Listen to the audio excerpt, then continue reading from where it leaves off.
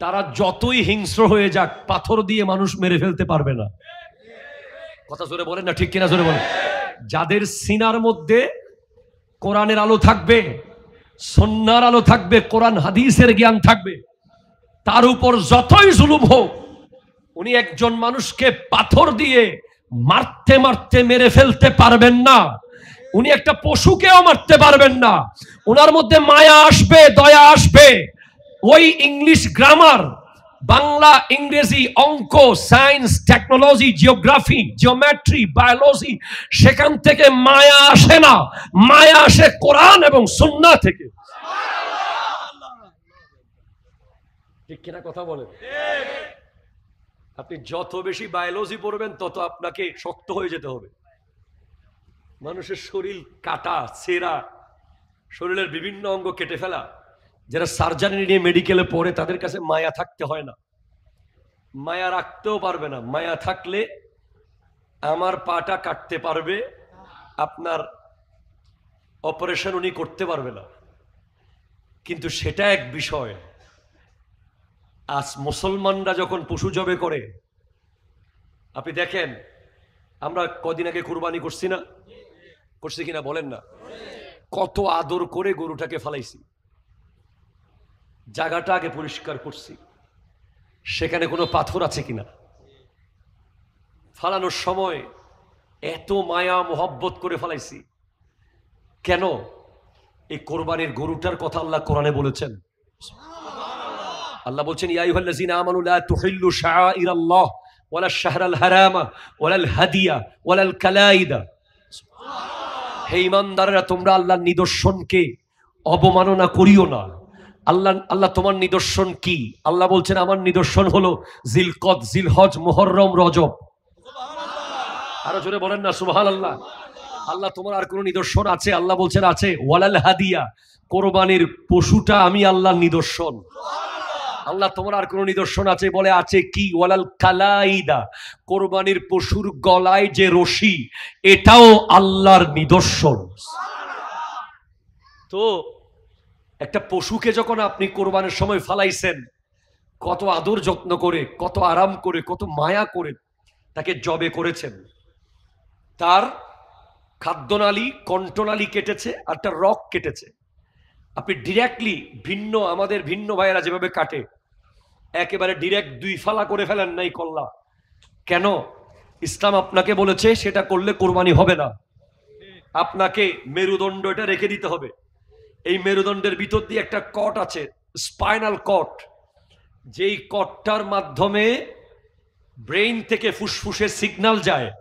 পশুর ফুসফুস যখন চাপ দেয়, অ্যাকর্ডিং টু মেডিকেল সায়েন্স, ওই গরু, ওট, মহিষ, ছাগল, ভেড়া, দুব্বা তার শরীরের ভিতর থেকে সমস্ত রক্ত বাইর করে দেয়। আর এই রক্ত বের হয়ে গেলে গোশতগুলো বৈজ্ঞানিকভাবে নিখুঁত গোশত, সেখানে আর কোনো জীবাণু নাই। আর আপনি ডাইরেক্ট কল্লা যখন ফেলে দিছেন, তখন স্পাইনাল কর্ড কেটে গেছে, মেরুদণ্ড কেটে পড়ে গেছে, তখন ভিতরে রক্তগুলো রয়ে গেছে, আর জীবাণুগুলো রক্তের ভিতরে রয়ে গেছে। এই গোশত আপনি খেতে পারবেন না, এমনিতে রক্ত খাওয়া হারাম। তো যেখানে একটা পশুকে আমরা জবে করার সময় এত আদর করি, কথা কোনো ঠিক কিনা জোরে জোরে বলেন না। যেখানে আমরা একটা পশু জবে করার সময় তার স্পাইনাল কর্ড যেন না কাটে, ছুরিটাকে ভালো করে ধার করি, যাতে করে খুব দ্রুত একদম আরামসে তার জীবনটা চলে যায়। সেখানে এমনটা কেন হয়েছে? কারণ গরুর গলায় যিনি ছুরি দিচ্ছেন, যিনি জবে করছেন, উনি আলেম, ঠিক কিনা কথা বলেন না। যিনি এটা করার জন্য প্রক্রিয়া করেছেন, যিনি জুমার বয়ানে শিখিয়েছেন, যিনি ঈদের নামাজে জানিয়েছেন, ওনার কাছে ইলমে দ্বীন আছে। উনি বারবার বলেছেন, খবরদার গরুর পিঠের উপরে পা তুলে চাপ দেবে না, খবরদার গরুর সামনে ছুরি ধার করবে না, খবরদার গরুকে না কাটলে ভোতা ছুরি দিয়ে জুলুম করবা না, খবরদার গরুকে পাথরের উপরে ফেলবা না, খবরদার। এইভাবে করে একটা পশু, একটা চার পাওয়ালা পশুকে কিভাবে করতে হবে তাকে কোরবানি, সেটা শিখিয়ে দিয়েছেন একটা গোটা খুতবাতে। কারণ এটা ইলমে দ্বীনের বিষয়, ঠিক কিনা কথা বলে?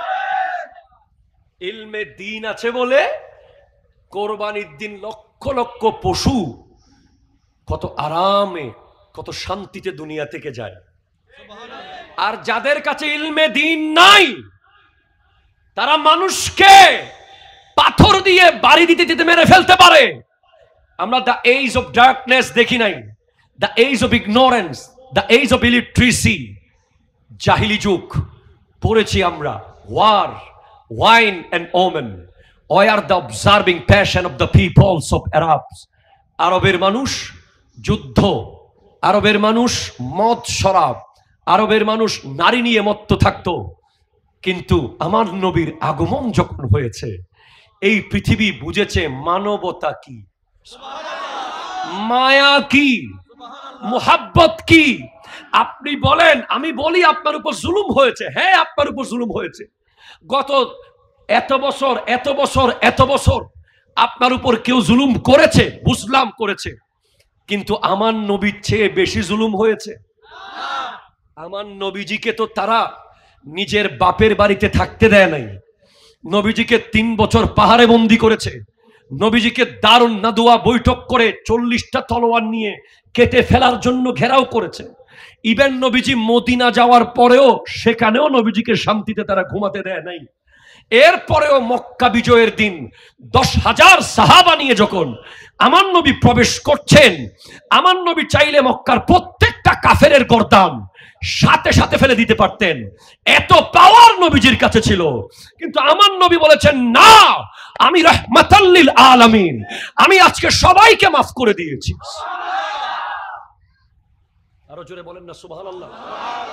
ইবেন হযরত ওমর, প্লিজ আপনারা কি রাগ করেছেন আমার সাথে?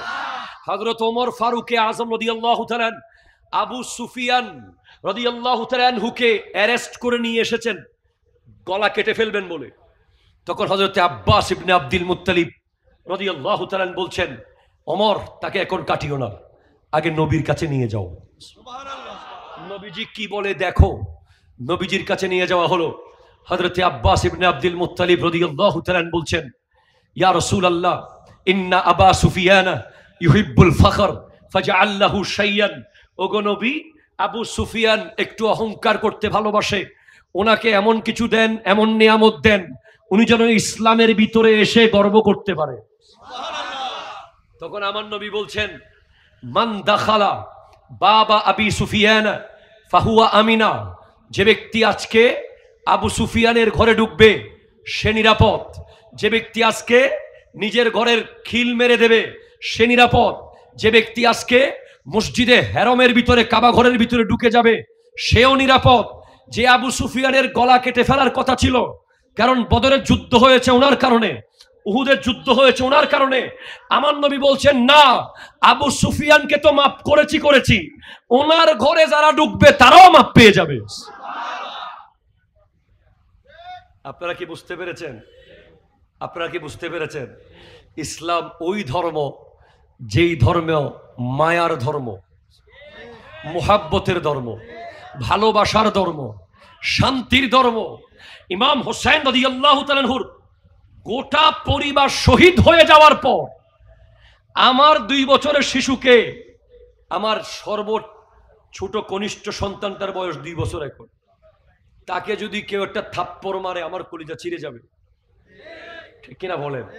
আর ইমামে হোসেন রাদিয়াল্লাহু তাআলা আনহুর 6 মাসের দুধের শিশুর লাশ পড়ে আছে, আলী আকবর রাদিয়াল্লাহু তাআলা আনহুর লাশ পড়ে আছে, গোটা পরিবারের লাশ পড়া।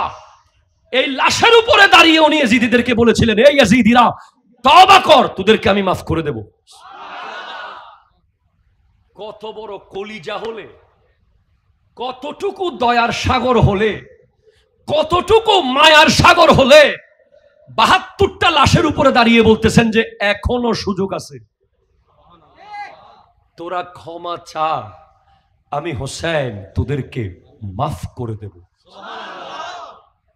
এটার নাম হলো ইসলাম। জোরে বলেন সুবহানাল্লাহ। একটা মানুষকে পিটিয়ে মেরে ফেলা কোনো বিষয়, 10-12 জন মিলে পিটাইলে একটা মানুষকে মেরে ফেলতে 10 মিনিট লাগবে না।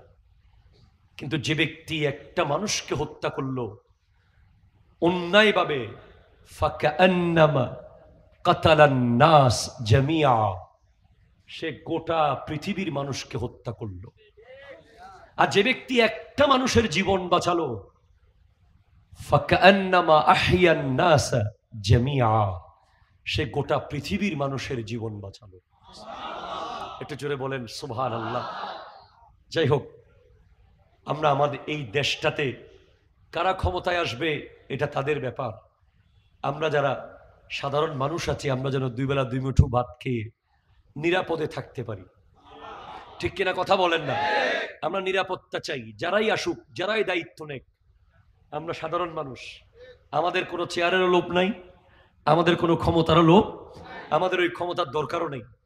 আমাদের দরকার, আপনারা যারা ক্ষমতায় যাবেন, আপনাদেরকে করজোরে করে বলতেছি, সাধারণ মানুষের নিরাপত্তাটা নিশ্চিত করুন। ঠিক কিনা জোরে কথা বলেন? একটা মানুষ যেন নির্বিঘ্নে রাস্তায় বেরোতে পারে, একটা দোকানদার যেন নির্বিঘ্নে দোকানদারি করতে পারে, একটা ট্যাক্সিওয়ালা যেন নির্বিঘ্নে সিএনজি চালাইতে পারে, রাতের 3টায় হোক, দিনের 5টায় হোক। এই নিরাপত্তাটা আজকে পটিয়ার এই কেন্দ্রীয় প্রোগ্রাম থেকে আমরা চাচ্ছি। ঠিক কিনা কথা? হাত তুলে বলেন ঠিক কিনা, জোরে বলেন। আমরা অন্তর থেকে দোয়া করব। আমাদের আর কোনো বেশি চাওয়া পাওয়া, একটু আলু আর বেগুনের দামটা কমায় রাখলে হচ্ছে। কথা কোন ঠিক কিনা জোরে বলেন। আর এক কেজি চাউল, আলু, বেগুন, 2-4টা জিনিসের দাম কমায় রাখেন, আমাদেরকে নিরাপত্তা দেন। বাস, আপনারা মনে করলে যেদিকে চলে যাবেন যান। ঠিক কিনা কথা বলেন? আমাদের এগুলো নিয়ে মাথা ঘামানোর দরকার নাই। বাস এক জায়গায় বেশি কথা হলে মাথা ঘামাবো, আমার নবীর শানে যদি বেয়াদবি হয়, কথা বলেন ঠিক কিনা কথা বলেন, নবীজির শানে যদি বেয়াদবি হয়, আহলে বাইত রাসূলের শানে যদি বেয়াদবি হয়, সাহাবায়ে কেরামের শানে যদি বেয়াদবি হয়, আউলিয়ায়ে কেরামের মাজারে যদি টাচ করা হয়, সে যত বড় পাওয়ারফুল ক্ষমতাবান হোক, আমরা তার বিরুদ্ধে মাঠে নামতে প্রস্তুত থাকব।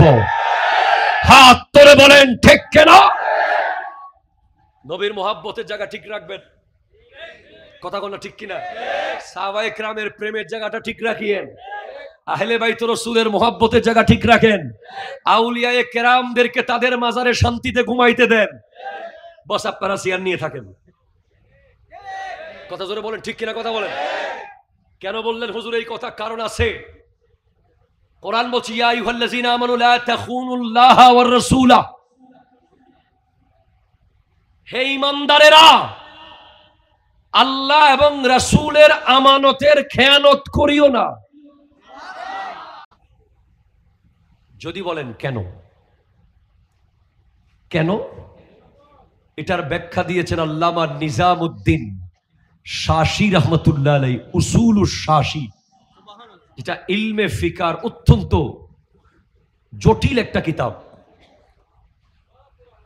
এখানে এই কিতাবের শুরুতে উনি খুতবা লিখেছেন, আলহামদুলিল্লাহিল্লাযী আ'লা মানজিলাতাল মুমিনিনা বিকারীমি খিতাবিহি। ওই আল্লাহর প্রশংসা করছি যিনি মুমিনদের, যিনি কাদের? সেটা বলেন কাদের কাদের কাদের? মুমিনদের র্যাঙ্ক উঁচু করে দিয়েছেন, মুমিনদের মর্যাদা বাড়িয়ে দিয়েছেন, মুমিনদের সম্মানকে আকাশচুম্বী করে দিয়েছেন। বড় চেয়ার দিয়ে না, বড় টাকার বস্তা দিয়ে না, বড় দামি গাড়ির মালিক বানিয়ে না, দামি বাড়ির মালিক বানিয়ে না, মুমিনদের র্যাঙ্ককে আল্লাহ উঁচু করে দিয়েছেন বিকারীমি খিতাবিহি। কোরআনুল কারীমের ভিতরে অত্যন্ত সুন্দর করে তাদেরকে আল্লাহ ডাক দিয়ে। আপনি যদি মুমিন হন, আপনাকে আল্লাহ ডাকে। আল্লাহ যে ডাক দিয়েছেন ইয়া আইয়ুহাল্লাযীনা আমানু বলে, সেখানে আপনিও একজন, যদি আপনি মুমিন হন। এখন প্রশ্ন কি, কারবালা কেন? আরো জোরে বলেন ভাই সুবহানাল্লাহ। কারবালা কেন যদি প্রশ্ন করেন, ইয়া আইয়ুহাল্লাযীনা আমানু, এই একটা বাউন্ডারি, একটা জগৎ, যার যে এলাকার 4টা পিলার ধরেন, একটা ইয়া, একটা আইয়ুহা, একটা লাযীনা, একটা আমানু, এই 4টা পিলার, 4টা সীমানার ভিতরে উম্মতে মুহাম্মদী সাল্লাল্লাহু আলাইহি ওয়াসাল্লামকে ঢুকানোর জন্য কারবালা হয়েছে। আরো জোরে বলেন সুবহানাল্লাহ। তাহলে কারবালার প্রধান উদ্দেশ্য আপনি বিসিএস ক্যাডার হবেন এটা না। কারবালার প্রধান উদ্দেশ্য আপনি ট্রিপল মাস্টার্স করবেন এটা না। আপনি 10টা মার্কেটের মালিক হবেন এটা নয়। আপনি 50টা গাড়ির মালিক হবেন এটা নয়। কারবালার মূল উদ্দেশ্য, মূল যৌক্তিক কারণ ছিল আপনি ঈমানদার হয়ে, মুমিন হয়ে কবরে যাবেন। আপনি মাস্টার্স পাস না করে কবরে গেলে কোনো অসুবিধা হবে না। হ্যাঁ, অবশ্যই লেখাপড়া লাগবে। Education is the backbone of a nation. Without education we can't survive at this আর্থ। এই পৃথিবীতে আমরা লেখাপড়া ছাড়া সার্ভাইভ করতে পারবো না। জ্ঞান লাগবে, ঠিক কিনা জোরে বলেন। হ্যাঁ, তবে এডুকেশনটা যদি দ্বীনি ইলম হয়, যাদের সিনার মধ্যে কোরআন সুন্নাহর জ্ঞান থাকবে, তারা যতই হিংস্র হয়ে যাক পাথর দিয়ে মানুষ মেরে ফেলতে পারবে না। কথা জোরে বলেন না, ঠিক কিনা জোরে বলেন। যাদের সিনার মধ্যে কোরআনের আলো থাকবে, সুন্নাহর আলো থাকবে, কোরআন হাদিসের জ্ঞান থাকবে, তার উপর যতই জুলুম হোক, উনি একজন মানুষকে পাথর দিয়ে মারতে মারতে মেরে ফেলতে পারবেন না। উনি একটা পশুকেও মারতে পারবেন না। ওনার মধ্যে মায়া আসবে, দয়া আসবে। ওই ইংলিশ গ্রামার, বাংলা, ইংরেজি, অঙ্ক, science, technology, geography, geometry, biology, সেখান থেকে মায়া আসে না। মায়া আসে কোরআন এবং সুন্নাহ থেকে। ঠিক কিনা কথা বলেন। আপনি যত বেশি বায়োলজি পড়বেন তত আপনাকে শক্ত হয়ে যেতে হবে। মানুষের শরীর কাটা, ছেঁড়া, শরীরের বিভিন্ন অঙ্গ কেটে ফেলা, যারা সার্জারি নিয়ে মেডিকেলে পড়ে তাদের কাছে মায়া থাকতে হয় না। মায়া রাখতেও পারবে না। মায়া থাকলে আমার পাটা কাটতে পারবে, আপনার অপারেশন উনি করতে পারবে না। কিন্তু সেটা এক বিষয়। আজ মুসলমানরা যখন পশু জবে করে, আপনি দেখেন, আমরা কদিন আগে কুরবানি করছি না, করছি কিনা বলেন না? কত আদর করে গরুটাকে ফালাইছি, জায়গাটা আগে পরিষ্কার করছি, সেখানে কোনো পাথর আছে কিনা, ফালানোর সময় এত মায়া মোহব্বত করে ফালাইছি। কেন? এই কোরবানির গরুটার কথা আল্লাহ কোরআনে বলেছেন। আল্লাহ বলছেন, ইয়া আইয়ুহাল্লাযীনা আমানু লা তুহিল্লু শাআইরাল্লাহ ওয়ালা শাহরাল হারামা ওয়ালাল হাদিয়া ওয়ালাল কালাইদা। হে ঈমানদাররা, তোমরা আল্লাহর নিদর্শনকে অবমাননা করিও না। আল্লাহ তোমার নিদর্শন কি? আল্লাহ বলছেন, আমার নিদর্শন হলো জিলকদ, জিলহজ, মুহররম, রজব। আরো জোরে বলেন না সুবহানাল্লাহ। আল্লাহ তোমার আর কোন নিদর্শন আছে? আল্লাহ বলছেন আছে। ওয়ালাল হাদিয়া, কোরবানির পশুটা আমি আল্লাহর নিদর্শন। আল্লাহ তোমার আর কোন নিদর্শন আছে? বলে আছে। কি? ওয়ালাল কালাইদা, কোরবানির পশুর গলায় যে রশি, এটাও আল্লাহর নিদর্শন।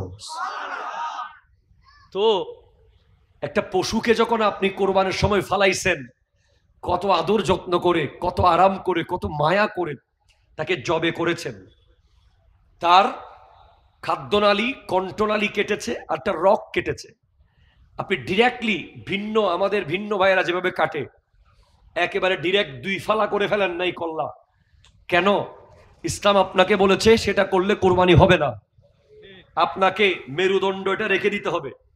এই মেরুদণ্ডের ভিতর দিয়ে একটা কট আছে, স্পাইনাল কট, যেই কটটার মাধ্যমে ব্রেইন থেকে ফুসফুসে সিগন্যাল যায়। পশুর ফুসফুস যখন চাপ দেয়, অ্যাকর্ডিং টু মেডিকেল সায়েন্স, ওই গরু, ওট, মহিষ, ছাগল, ভেড়া, দুব্বা তার শরীরের ভিতর থেকে সমস্ত রক্ত বাইর করে দেয়। আর এই রক্ত বের হয়ে গেলে গোশতগুলো বৈজ্ঞানিকভাবে নিখুঁত গোশত, সেখানে আর কোনো জীবাণু নাই। আর আপনি ডাইরেক্ট কল্লা যখন ফেলে দিছেন, তখন স্পাইনাল কর্ড কেটে গেছে, মেরুদণ্ড কেটে পড়ে গেছে, তখন ভিতরে রক্তগুলো রয়ে গেছে, আর জীবাণুগুলো রক্তের ভিতরে রয়ে গেছে। এই গোশত আপনি খেতে পারবেন না, এমনিতে রক্ত খাওয়া হারাম। তো যেখানে একটা পশুকে আমরা জবে করার সময় এত আদর করি, কথা কোনো ঠিক কিনা জোরে জোরে বলেন না। যেখানে আমরা একটা পশু জবে করার সময় তার স্পাইনাল কর্ড যেন না কাটে, ছুরিটাকে ভালো করে ধার করি যাতে করে খুব দ্রুত একদম আরামসে তার জীবনটা চলে যায়। সেখানে এমনটা কেন হয়েছে? কারণ গরুর গলায় যিনি ছুরি দিচ্ছেন, যিনি জবে করছেন, উনি আলেম, ঠিক কিনা কথা বলেন না? যিনি এটা করার জন্য প্রক্রিয়া করেছেন, যিনি জুমার বয়ানে শিখিয়েছেন, যিনি ঈদের নামাজে জানিয়েছেন, ওনার কাছে ইলমে দ্বীন আছে। উনি বারবার বলেছেন, খবরদার গরুর পিঠের উপরে পা তুলে চাপ দেবে না, খবরদার গরুর সামনে ছুরি ধার করবে না, খবরদার গরুকে না কাটলে ভোতা ছুরি দিয়ে জুলুম করবা না, খবরদার গরুকে পাথরের উপরে ফেলবা না, খবরদার। এইভাবে করে একটা পশু, একটা চার পাওয়ালা পশুকে কিভাবে করতে হবে তাকে কোরবানি, সেটা শিখিয়ে দিয়েছেন একটা গোটা খুতবাতে। কারণ এটা ইলমে দ্বীনের বিষয়, ঠিক কিনা কথা বলে? ইলমে দ্বীন আছে বলে কোরবানির দিন লক্ষ লক্ষ পশু কত আরামে, কত শান্তিতে দুনিয়া থেকে যায়। আর যাদের কাছে ইলমে দ্বীন নাই, তারা মানুষকে পাথর দিয়ে বাড়ি দিতে দিতে মেরে ফেলতে পারে। আমরা দ্য এজ অফ ডার্কনেস দেখি নাই, the age of ignorance, the age of illiteracy, জাহিলি যুগ পড়েছি আমরা।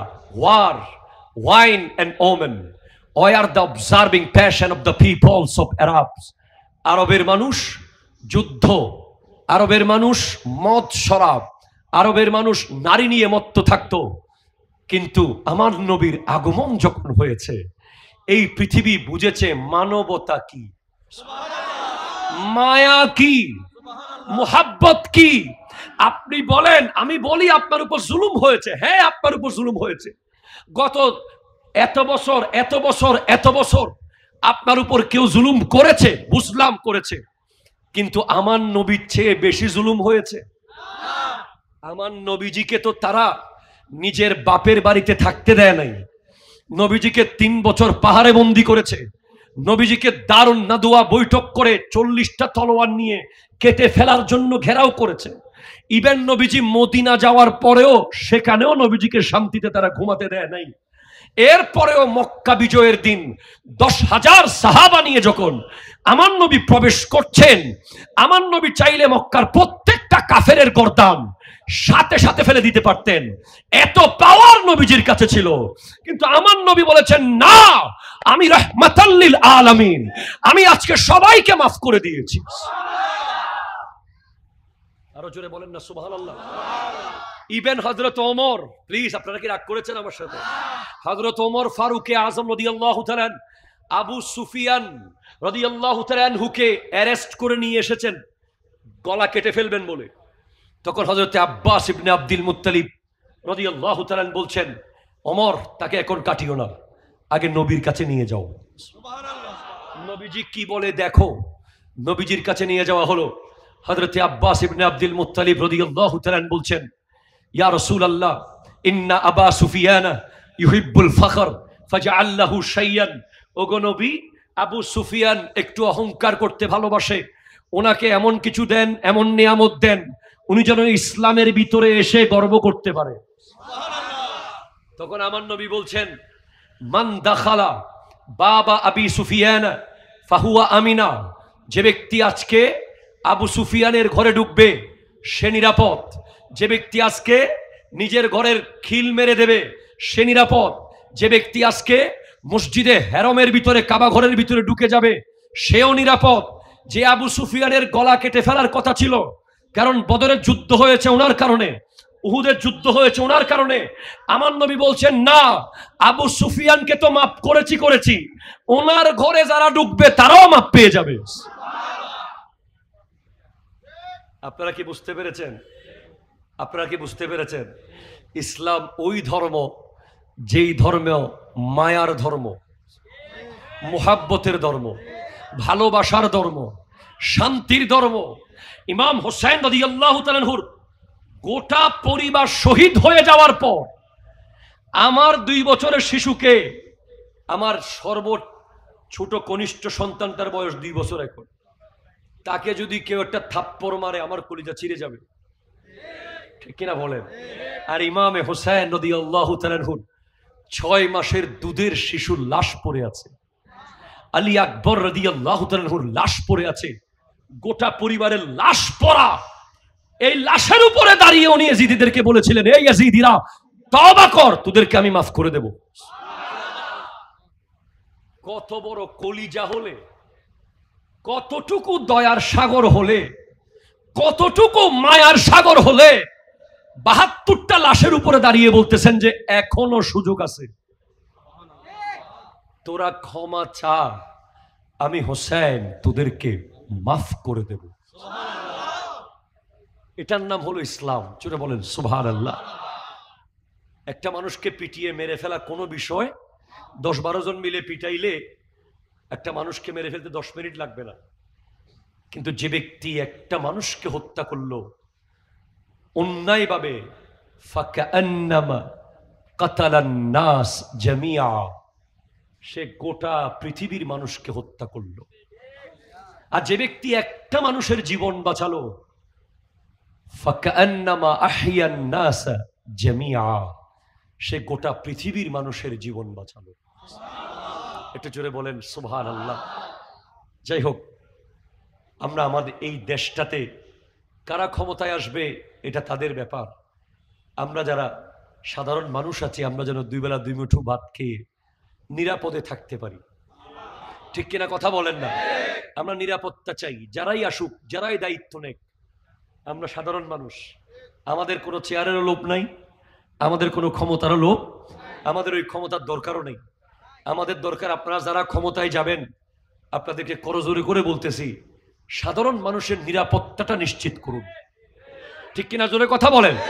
একটা মানুষ যেন নির্বিঘ্নে রাস্তায় বেরোতে পারে, একটা দোকানদার যেন নির্বিঘ্নে দোকানদারি করতে পারে, একটা ট্যাক্সিওয়ালা যেন নির্বিঘ্নে সিএনজি চালাইতে পারে, রাতের 3টায় হোক, দিনের 5টায় হোক। এই নিরাপত্তাটা আজকে পটিয়ার এই কেন্দ্রীয় প্রোগ্রাম থেকে আমরা চাচ্ছি, ঠিক কিনা কথা? হাত তুলে বলেন ঠিক কিনা, জোরে বলেন। আমরা অন্তর থেকে দোয়া করব, আমাদের আর কোনো বেশি চাওয়া পাওয়া, একটু আলু আর বেগুনের দামটা কমাই রাখলে হচ্ছে। কথা কোন ঠিক কিনা জোরে বলেন। আর 1 কেজি চাউল, আলু, বেগুন, 2-4টা জিনিসের দাম কমাই রাখেন, আমাদেরকে নিরাপত্তা দেন। বাস আপনারা মনে করলে যেদিকে চলে যাবেন যান, ঠিক কিনা কথা বলেন। আমাদের এগুলো নিয়ে মাথা ঘামানোর দরকার নাই। বাস এক জায়গায় বেশি কথা হলে মাথা ঘামাবো, আমার নবীর শানে যদি বেয়াদবি হয়, কথা বলেন ঠিক কিনা কথা বলেন। নবীজির শানে যদি বেয়াদবি হয়, আহলে বাইত রাসূলের শানে যদি বেয়াদবি হয়, সাহাবায়ে কেরামের শানে যদি বেয়াদবি হয়, আউলিয়ায়ে কেরামের মাজারে যদি টাচ করা হয়, সে যত বড় পাওয়ারফুল ক্ষমতাবান হোক, আমরা তার বিরুদ্ধে মাঠে নামতে প্রস্তুত থাকব। হাত তুলে বলেন ঠিক কিনা। নবীর মোহাব্বতের জায়গা ঠিক রাখবেন, কথা বলেন ঠিক কিনা। সাহাবায়ে কেরামের প্রেমের জায়গাটা ঠিক রাখিয়েন, আহলে বাইত রাসূলের মোহাব্বতের জায়গা ঠিক রাখেন, আউলিয়ায়ে কেরামদেরকে তাদের মাজারে শান্তিতে ঘুমাইতে দেন। বস আপনারা চেয়ার নিয়ে থাকেন, কথা জোরে বলেন ঠিক কিনা কথা বলেন। কেন বললেন হুজুর এই কথা? কারণ আছে, কোরআন বলছে ইয়া আইয়ুহাল্লাযীনা আমানু লা তাখুনুল্লাহা ওয়ার রাসূলা, হে ঈমানদারেরা, আল্লাহ এবং রাসূলের আমানতের খেয়ানত করিও না। যদি বলেন কেন, কেন এটার ব্যাখ্যা দিয়েছেন আল্লামা নিজামউদ্দিন শাসী রাহমাতুল্লাহ আলাইহি, উসুলুশ শাসী, যেটা ইলমে ফিকার অত্যন্ত জটিল একটা কিতাব। এখানে এই কিতাবের শুরুতে উনি খুতবা লিখেছেন, আলহামদুলিল্লাহিল্লাযী আ'লা মানজিলাতাল মুমিনিনা বিকারীমি খিতাবিহি। ওই আল্লাহর প্রশংসা করছি যিনি মুমিনদের, যিনি কাদের, সেটা বলেন কাদের কাদের কাদের, মুমিনদের র‍্যাঙ্ক উঁচু করে দিয়েছেন, মুমিনদের মর্যাদা বাড়িয়ে দিয়েছেন, মুমিনদের সম্মানকে আকাশচুম্বী করে দিয়েছেন। বড় চেয়ার দিয়ে না, বড় টাকার বস্তা দিয়ে না, বড় দামি গাড়ির মালিক বানিয়ে না, দামি বাড়ির মালিক বানিয়ে না, মুমিনদের র্যাঙ্ককে আল্লাহ উঁচু করে দিয়েছেন বিকারিমি খিতাবিহি, কোরআনুল কারীমের ভিতরে অত্যন্ত সুন্দর করে তাদেরকে আল্লাহ ডাক দিয়ে। আপনি যদি মুমিন হন, আপনাকে আল্লাহ ডাকে, আল্লাহ যে ডাক দিয়েছেন ইয়া আইয়ুহাল্লাযীনা আমানু বলে, সেখানে আপনিও একজন, যদি আপনি মুমিন হন। এখন প্রশ্ন কি, কারবালা কেন? আরো জোরে বলেন ভাই সুবহানাল্লাহ। কারবালা কেন যদি প্রশ্ন করেন, ইয়া আইয়ুহাল্লাযীনা আমানু, এই একটা বাউন্ডারি, একটা জগৎ, যার যে এলাকার চারটা পিলার ধরেন, একটা ইয়া, একটা আইয়ুহা, একটা লাযীনা, একটা আমানু, এই চারটা পিলার, চারটা সীমানার ভিতরে উম্মতে মুহাম্মাদী সাল্লাল্লাহু আলাইহি ওয়াসাল্লামকে ঢুকানোর জন্য কারবালা হয়েছে। আরো জোরে বলেন সুবহানাল্লাহ। তাহলে কারবালার প্রধান উদ্দেশ্য আপনি বিসিএস ক্যাডার হবেন এটা না, কারবালার প্রধান উদ্দেশ্য আপনি ট্রিপল মাস্টার্স করবেন এটা না, আপনি 10টা মার্কেটের মালিক হবেন এটা নয়, আপনি 50টা গাড়ির মালিক হবেন এটা নয়।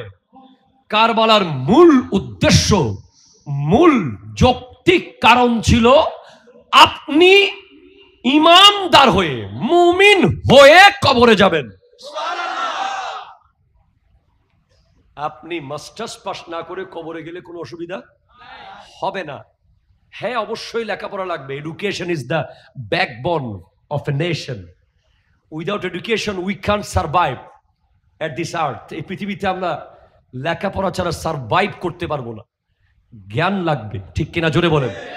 হ্যাঁ, তবে এডুকেশনটা যদি দ্বীনি ইলম হয়, যাদের সিনার মধ্যে কোরআন সুন্নাহর জ্ঞান থাকবে, তারা যতই হিংস্র হয়ে যাক, পাথর দিয়ে মানুষ মেরে ফেলতে পারবে না। কথা জোরে বলেন না, ঠিক কিনা জোরে বলেন। যাদের সিনার মধ্যে কোরআনের আলো থাকবে, সুন্নাহর আলো থাকবে, কোরআন হাদিসের জ্ঞান থাকবে, তার উপর যতই জুলুম হোক, উনি একজন মানুষকে পাথর দিয়ে মারতে মারতে মেরে ফেলতে পারবেন না। উনি একটা পশুকেও মারতে পারবেন না। ওনার মধ্যে মায়া আসবে, দয়া আসবে।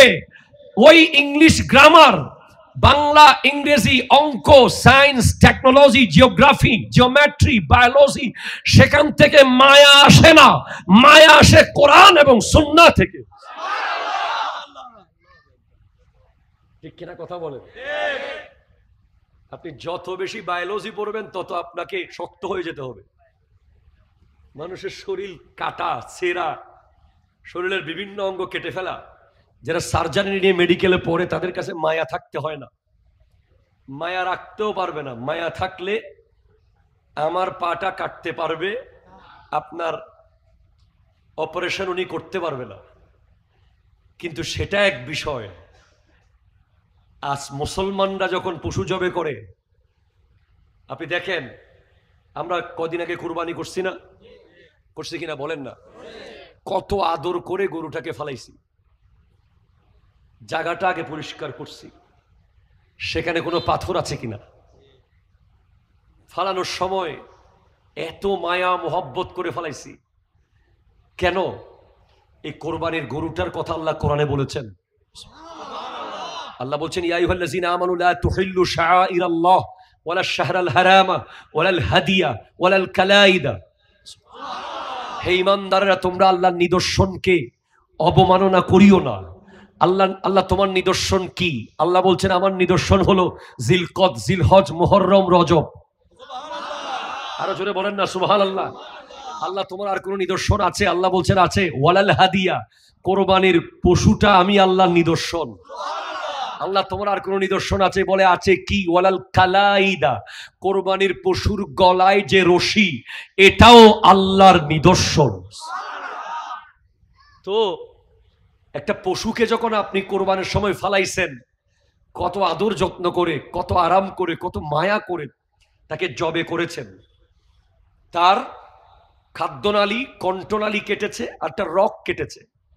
আপনি ডিরেক্টলি ভিন্ন, আমাদের ভিন্ন ভাইয়েরা যেভাবে কাটে, একেবারে ডিরেক্ট 2 ফালা করে ফেলেন নাই কল্লা। কেন?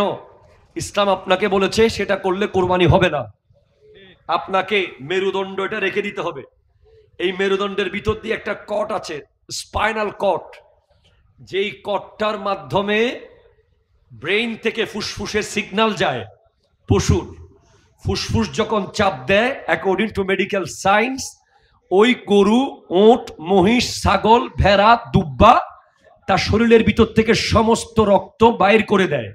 আর এই রক্ত বের হয়ে গেলে গোশতগুলো বৈজ্ঞানিকভাবে নিখুঁত গোশত, সেখানে আর কোনো জীবাণু নাই। আর আপনি ডাইরেক্ট কল্লা যখন ফেলে দিছেন, তখন স্পাইনাল কর্ড কেটে গেছে, মেরুদণ্ড কেটে পড়ে গেছে, তখন ভিতরে রক্তগুলো রয়ে গেছে আর জীবাণুগুলো রক্তের ভিতরে রয়ে গেছে। এই গোশত আপনি খেতে পারবেন না, এমনিতে রক্ত খাওয়া হারাম। তো যেখানে একটা পশুকে আমরা জবে করার সময় এত আদর করি, কথা কোনো ঠিক কিনা জোরে জোরে বলেন না, যেখানে আমরা একটা পশু জবে করার সময় তার স্পাইনাল কর্ড যেন না কাটে, ছুরিটাকে ভালো করে ধার করি যাতে করে খুব দ্রুত একদম আরামসে তার জীবনটা চলে যায়, সেখানে এমনটা কেন হয়েছে? কারণ গরুর গলায় যিনি ছুরি দিচ্ছেন, যিনি জবে করছেন, উনি আলেম, ঠিক কিনা কথা বলেন না? যিনি এটা করার জন্য প্রক্রিয়া করেছেন, যিনি জুমার বয়ানে শিখিয়েছেন, যিনি ঈদের নামাজে জানিয়েছেন, ওনার কাছে ইলমে দ্বীন আছে।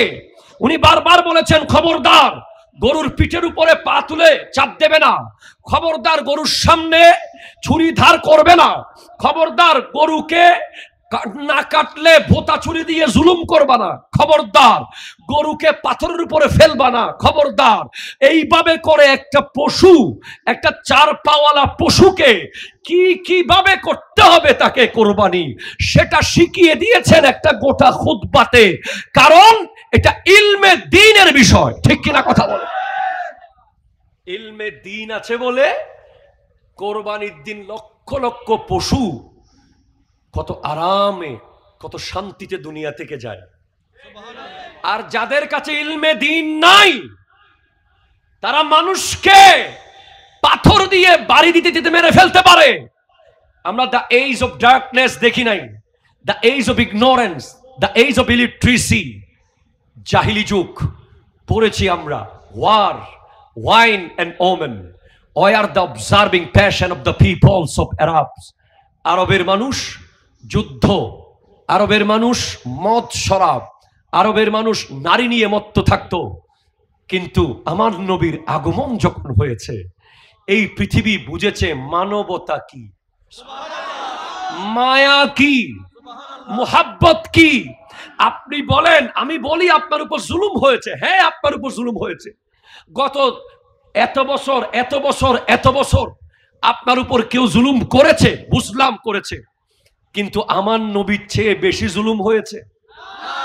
আমার নবীজিকে তো তারা নিজের বাপের বাড়িতে থাকতে দেয় নাই, নবীজিকে 3 বছর পাহাড়ে বন্দী করেছে, নবীজিকে দারুন নাদুয়া বৈঠক করে 40টা তলোয়ার নিয়ে কেটে ফেলার জন্য ঘেরাও করেছে।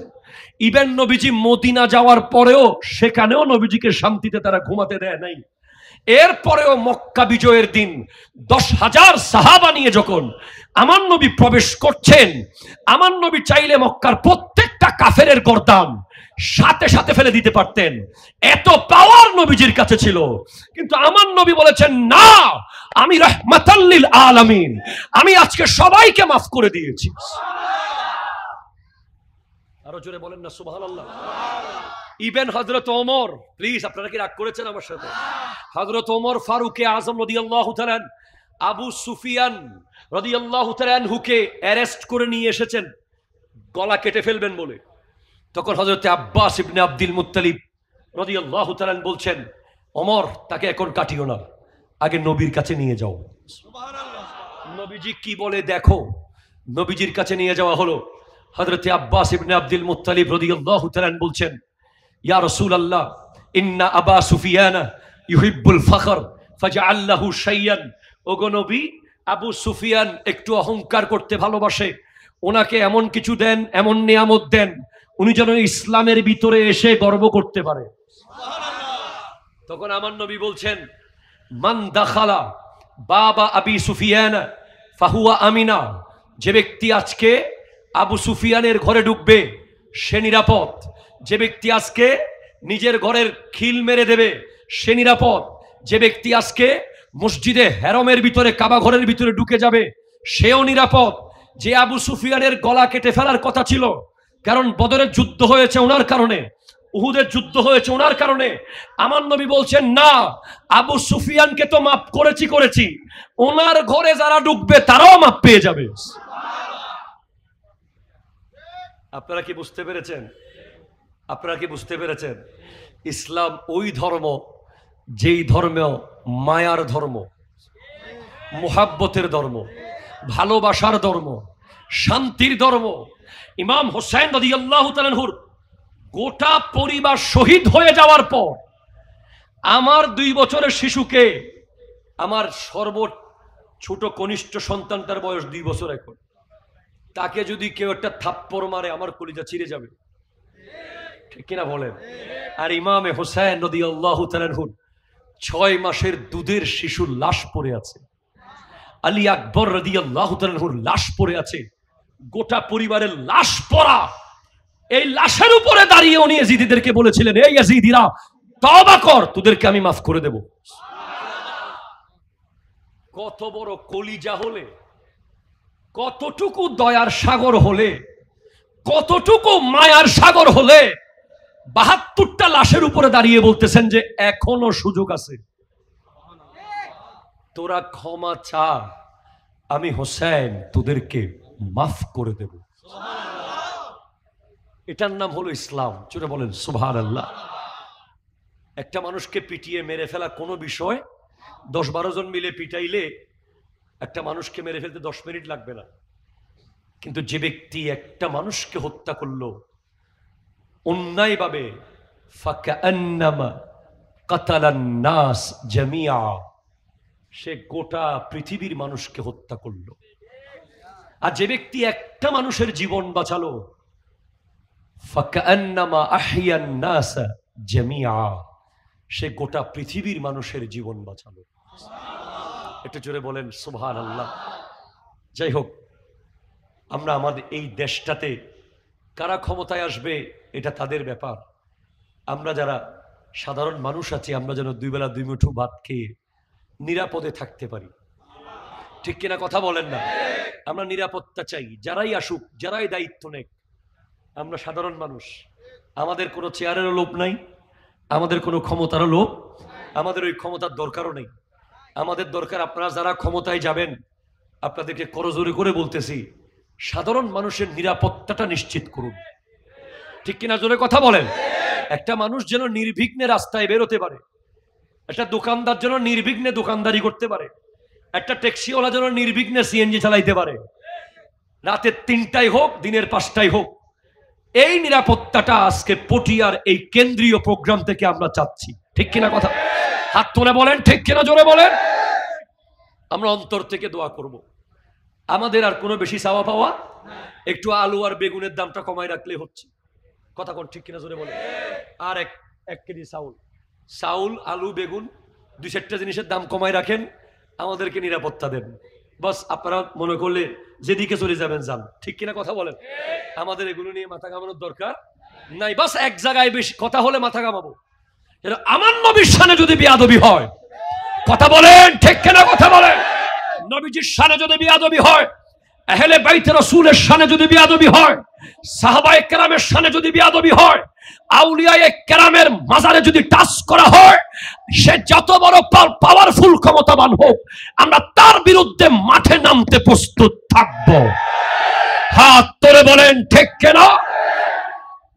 নবীর মুহাব্বতের জায়গা ঠিক রাখবেন, কথা বলা ঠিক কিনা। সাহাবায়ে কেরামের প্রেমের জায়গাটা ঠিক রাখিয়েন, আহলে বাইত রাসূলের মুহাব্বতের জায়গা ঠিক রাখেন, আউলিয়ায়ে কেরামদেরকে তাদের মাজারে শান্তিতে ঘুমাইতে দেন। বস আপনারা চেয়ার নিয়ে থাকেন, কথা জোরে বলেন ঠিক কিনা কথা বলেন। কেন বললেন হুজুর এই কথা? কারণ আছে, কোরআন বলছে ইয়া আইয়ুহাল্লাযীনা আমানু লা তাখুনুল্লাহা ওয়ার রাসূলা, হে ঈমানদারেরা আল্লাহ এবং রাসূলের আমানতের খেয়ানত করিও না। যদি বলেন কেন, কেন, এটার ব্যাখ্যা দিয়েছেন আল্লামা নিজামউদ্দিন শাসী রহমতুল্লাহ আলাইহি, উসুলুশ শাসী, যেটা ইলমে ফিকার অত্যন্ত জটিল একটা কিতাব। এখানে এই কিতাবের শুরুতে উনি খুতবা লিখেছেন, আলহামদুলিল্লাহিল্লাযী আ'লা মানজিলাতাল মুমিনিনা বিকারীমি খিতাবিহি। ওই আল্লাহর প্রশংসা করছি যিনি মুমিনদের, যিনি কাদের, সেটা বলেন কাদের কাদের কাদের, মুমিনদের র‍্যাঙ্ক উঁচু করে দিয়েছেন, মুমিনদের মর্যাদা বাড়িয়ে দিয়েছেন, মুমিনদের সম্মানকে আকাশচুম্বী করে দিয়েছেন। বড় চেয়ার দিয়ে না, বড় টাকার বস্তা দিয়ে না, বড় দামি গাড়ির মালিক বানিয়ে না, দামি বাড়ির মালিক বানিয়ে না, মুমিনদের র‍্যাঙ্ককে আল্লাহ উঁচু করে দিয়েছেন বিকারীমি খিতাবিহি। কোরআনুল কারীমের ভিতরে অত্যন্ত সুন্দর করে তাদেরকে আল্লাহ ডাক দিয়ে। আপনি যদি মুমিন হন, আপনাকে আল্লাহ ডাকে, আল্লাহ যে ডাক দিয়েছেন ইয়া আইয়ুহাল্লাযীনা আমানু বলে, সেখানে আপনিও একজন, যদি আপনি মুমিন হন। এখন প্রশ্ন কি, কারবালা কেন? আরো জোরে বলেন ভাই সুবহানাল্লাহ। কারবালা কেন যদি প্রশ্ন করেন, ইয়া আইয়ুহাল্লাযীনা আমানু, একটা বাউন্ডারি, একটা জগৎ, যার যে এলাকার চারটা পিলার ধরেন, একটা ইয়া, একটা আইয়ুহা, একটা লাযীনা, একটা আমানু, এই চারটা পিলার, চারটা সীমানার ভিতরে উম্মতে মুহাম্মাদী সাল্লাল্লাহু আলাইহি ওয়াসাল্লামকে ঢুকানোর জন্য কারবালা হয়েছে। আরো জোরে বলেন সুবহানাল্লাহ। তাহলে কারবালার প্রধান উদ্দেশ্য আপনি বিসিএস ক্যাডার হবেন এটা না, কারবালার প্রধান উদ্দেশ্য আপনি ট্রিপল মাস্টার্স করবেন এটা না, আপনি 10টা মার্কেটের মালিক হবেন এটা নয়, আপনি 50টা গাড়ির মালিক হবেন এটা নয়। কারবালার মূল উদ্দেশ্য, মূল যৌক্তিক কারণ ছিল আপনি ঈমানদার হয়ে, মুমিন হয়ে কবরে যাবেন। আপনি মাস্টার্স পাস না করে কবরে গেলে কোনো অসুবিধা হবে না। হ্যাঁ, অবশ্যই লেখাপড়া লাগবে। Education is the backbone of a nation. Without education we can't survive at this আর্থ। এই পৃথিবীতে আমরা লেখাপড়া ছাড়া সারভাইভ করতে পারবো না, জ্ঞান লাগবে, ঠিক কিনা জোরে বলেন। হ্যাঁ, তবে এডুকেশনটা যদি দ্বীনি ইলম হয়, যাদের সিনার মধ্যে কোরআন সুন্নাহর জ্ঞান থাকবে,